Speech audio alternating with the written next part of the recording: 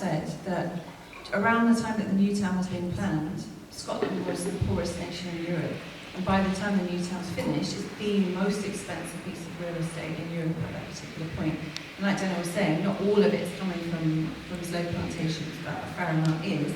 So when I take people on tours, we look at various buildings that were owned by people that had slave plantations in, St Andrews Square, and going down, like, as Jeff was saying, that whole area of the new town, going down George Street, Bute House being one of them.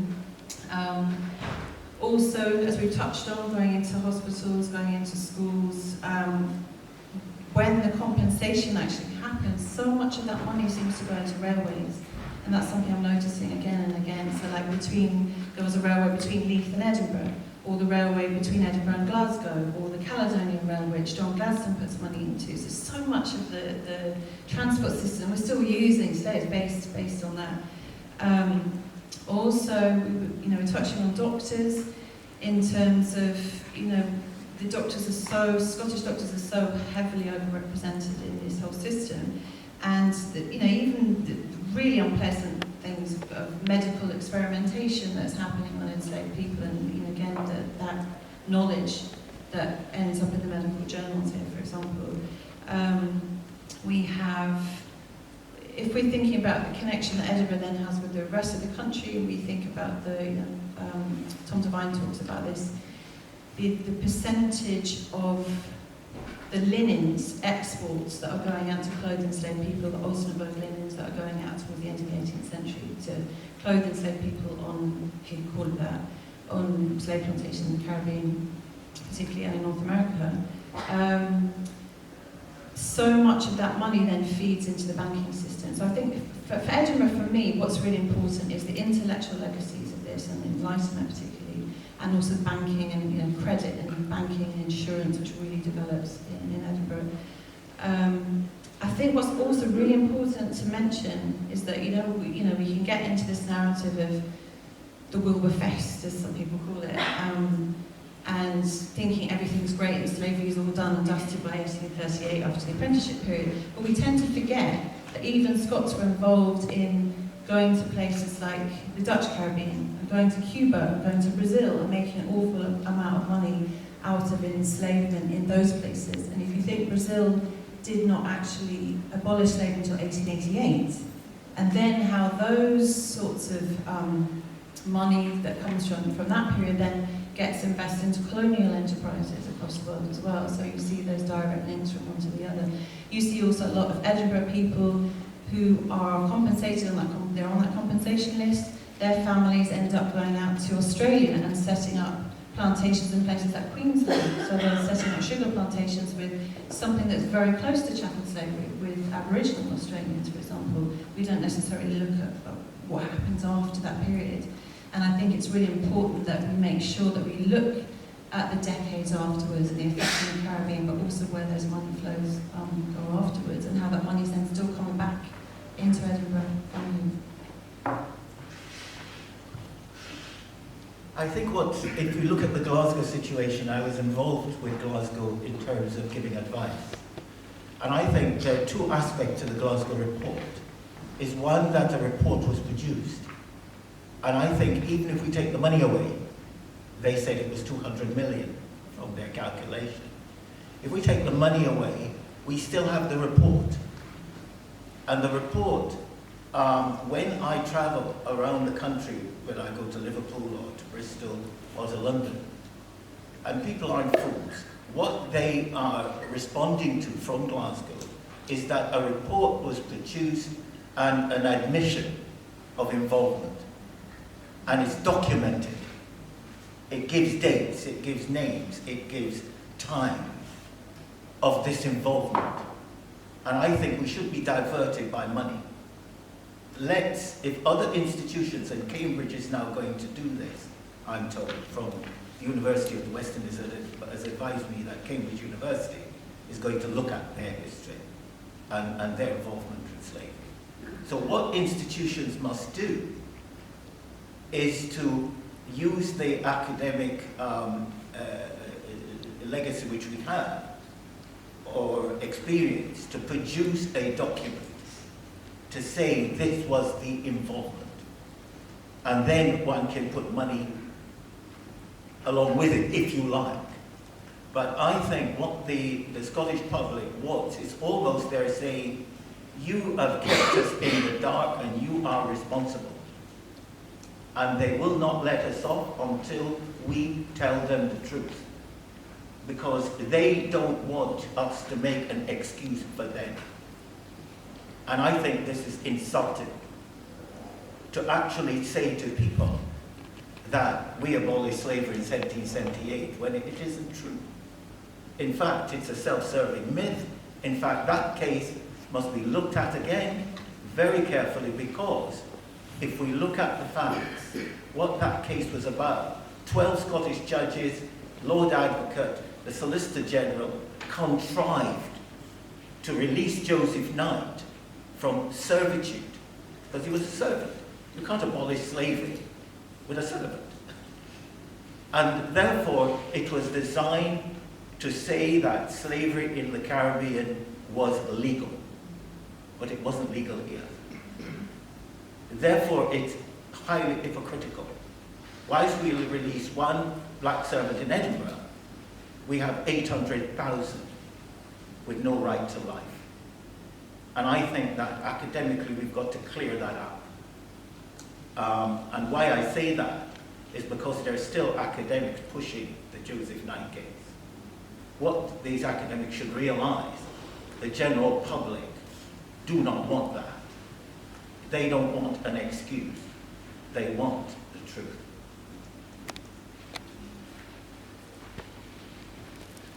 Cool. So, kind of in that spirit of not just focusing on the economic issues, we want to look at the other side and maybe flesh out some more of these kind of ideological kind of things, like the discourses which kind of travel between the Caribbean and Scotland. So, for example, what is the influence of the Caribbean on the Scottish Enlightenment, for example? What role do formerly enslaved people and freedom of African descent play in the development of abolition ideas in Scotland and that kind of thing? One of the things that the Caribbean contributed, and we don't often talk about it, is that the slaves weren't submissive. The whole idea of the abolition movement is that you have these poor black people who were very submissive. Okay, they had a lifespan of, an average slave, you know, had a lifespan of 10 years. A young man, 10 years. And that's why we needed a slave trade to replace people who only lived 10 years. And that's why whenever you go to St. Andrew's Square, you have a man there, that's Henry Dundas. He actually delayed the abolition of the slave trade for 15 years, from 1792 to 1807. And he stopped William Wilberforce from abolishing the slave trade in 1792. Boswell, of Boswell and Johnson, wrote a horrific poem that slavery was okay in 1791. So some of our great academic heroes and political heroes actually were involved in prolonging slavery for economic reasons. Now, what did the slaves do to free themselves? They had rebellions. For example, one of the most significant rebellions in the slavery was about 1832 with Sam Sharp, who in fact actually said, "I'd rather be hanged on yonder tree than continue as a slave." Slavery was over because in fact the slaves realized that you can't plant and cut sugar if they're dead. And therefore the Sam Sharp Rebellion in 1832 was the death knell of their slavery, because he rebelled and he was hanged. But so were other the slaves like Busa in Barbados or earlier Taki. So we must pay more attention to the rebellion of slaves during the time of slavery, because that actually caused the Royal Navy is built on the slavery, because the Royal Navy spent most of their time during slavery policing the slavery, ensuring that the French or the Dutch did not take British slave colonies. So there is an aspect of that slavery which I think is important because it gives a certain dignity to the slaves that they fought for their freedom. This isn't recorded very well. And I think that's one input into the abolition, which I think more attention should be paid. It's a complicated question. I think Scottish Enlightenment thinking, to start there, is very complicated and ambivalent about race and slavery, and there are strands within it that opened up anti-slavery ideas. There's a kind of, in thinkers like William Robertson, for instance, there's a kind of, lip service isn't quite the right word, but there's a kind of reflexive hostility to slavery, but in a very abstract sense. So there's a kind of condemnation of slavery in the abstract, but often actually talking about slavery in the classical world. Talking about Roman slavery as being abhorrent and something that was important that it ended, while ignoring often the actual existence of hundreds of thousands of people being held in slavery in colonies of Britain. So there's a sort of tension and ambivalence there. And there's also, of course, a great deal of exploration of what it means to be human and what human difference means in those thinkers, including some that is explicitly racist, like David Hume's notorious footnote in his essay on human character, where he says that black people are inferior to white people, and he kind of out and out states that. That was criticised by some others at the time, but not by, certainly didn't disrupt his reputation. So there's, and then there are other people who are less explicitly racist, but because they are working with an idea of progress, of human progress towards commercial society of today. They were working, a lot of them, with what sometimes referred to as stadial theory, that all societies go from savagery through agriculture to advanced society of commerce. And they tended to look outside of Europe for their examples of these earlier stages of society. So Robertson, to use him as an example again, actually didn't have that much to say about the Caribbean or Africa, but he took Native American societies as a kind of core example of what he called savagery. So racialized and racist thinking is inherent in that kind of stadial theory in the way it's produced, without having quite the same kind of sentences that you can pull out as being kind of so explicitly offensive as in somebody like David Hume. I'll stop there. Okay. I think the Enlightenment is a really complicated one, but I think the fact that liberty and equality is extended to only the people who are considered human really entrenches this idea of racial inferiority in a lot of ways, actually.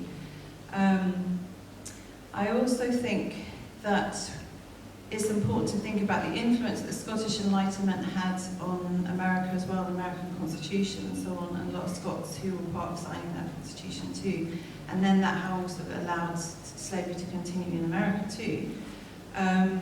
Also, for me, it's interesting to look at how Enlightenment principles were then used by people of colour. So you have the Uncover Ed project, I'm sure a lot of you are familiar with. If you're not, make sure that you are, coming out of the university here, and looking at somebody like Jean-Baptiste Philippe, who comes from Trinidad, and some of you may have been research that yourself here, who's fighting for the rights of free coloured people in Trinidad. Mind you, he's not fighting for emancipation of slaves, but looking at how those Enlightenment principles are then used to start to extend to the idea of equality and liberty to certain groups. Obviously, people are self-interested. Linking the Haitian Revolution and Toussaint Louverture, and you think about the effects of the French Revolution on the Caribbean, and how, again, using Enlightenment principles to extend liberty to all. I think that part isn't talked about enough and should be.